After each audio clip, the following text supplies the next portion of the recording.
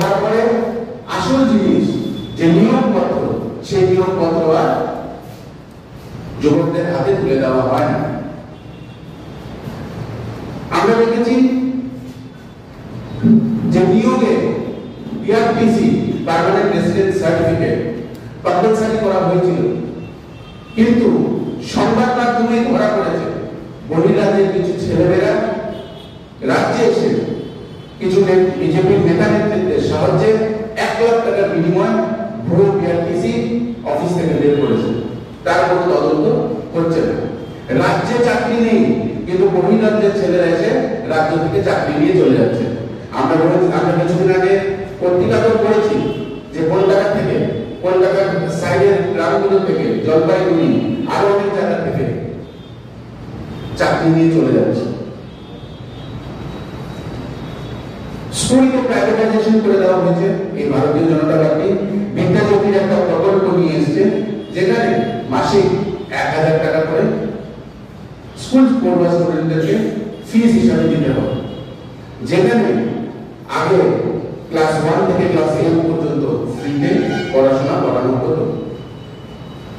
শিক্ষা হচ্ছে আমাদের মৌলিক অধিকার, এবং এই পয়সা নিয়ে ফিস দিয়ে যখন বিদ্যাজ্যোতি প্রকল্পের আন্ডারে স্কুলগুলোকে নেওয়া হয়েছে, আমরা দেখেছি প্রত্যেকটি স্কুল থেকে নিয়ার অ্যাবাউট 25 থেকে 30% স্টুডেন্ট বেরিয়ে গেছে।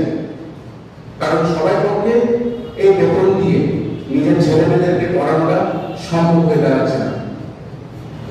আমার কথা হয়েছে যে তার সাথে এই স্টুডেন্টদের এবং এই যুবকদের জীবনকে নিয়ে চিনিমিনি খেলা হচ্ছে। আমরা আরো দেখেছি যে কিছু কিছু চাকরি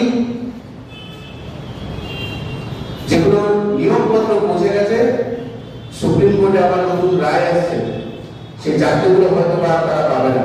এই ব্যাপারে বিস্তারিত আমাদের রাজ্য দলের মুখপাত্র শ্রী পার্থজি আপনাদেরকে অবগত করাবে।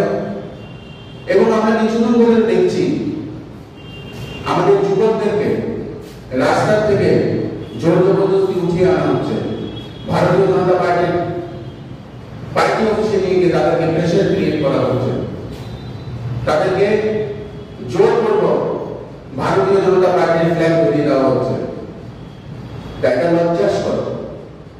আপনারা বলছেন পুরো রাজ্যটাকে আপনাদেরকে ভালোবাসে, তাহলে জোর জবরদস্তি করে কংগ্রেসের এবং অন্যান্য দলের যুবকদেরকে কিসের স্বার্থে রাস্তা থেকে জোর জবরদস্তি উঠিয়ে নেয়, ভয় পাবে, তাদেরকে পার্টি অফিসে নিয়ে গিয়ে তাদেরকে জোর করে হাতে পতাকা দিয়ে আপনারা এই নির্যাতন করছেন।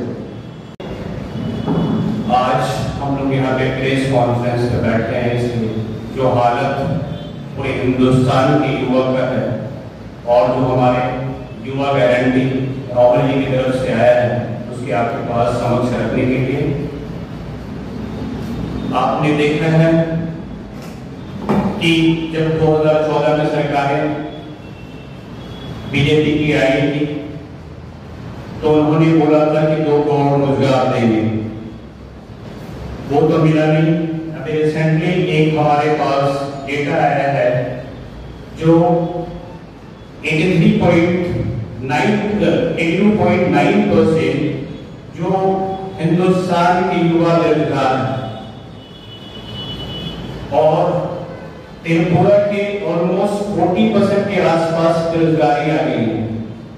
उन्होंने बोला था डबल इंजन की सरकार अगर त्रिपुरा में लाएंगे तो यहाँ पे सभी लोगों को इंक्लूडिंग युवा, महिला और जो यहाँ पे निवासी रहते हैं सभी को रोजगार मिलेगा। जो ब्यूरो रिपोर्ट जनवार्ता न्यूज।